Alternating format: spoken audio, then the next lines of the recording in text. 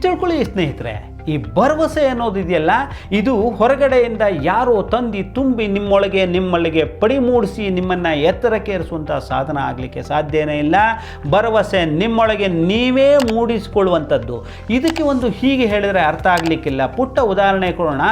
ದೊಡ್ಡದಂಥ ಬೃಹತ್ ಜಾಯಿಂಟ್ ವೀಲನ್ನು ಹತ್ತಿ ಕೂತಿರ್ತೀರಾ, ಅದರಿಂದ ಇಳಿಯುವಾಗ ನಿಮ್ಮ ಉಸಿರು ನಿಮಗೇ ಸಿಕ್ಕಾಕೊಂಡಾಗ ಆಗ್ತಾ ಇರುತ್ತೆ. ಮೇಲೆ ಇರುವಾಗ ಇದ್ದಂಥ ಧೈರ್ಯ ಕೆಳಗಿರುವಾಗ ಹುಡುಗಿ ಹೋಗುತ್ತೆ.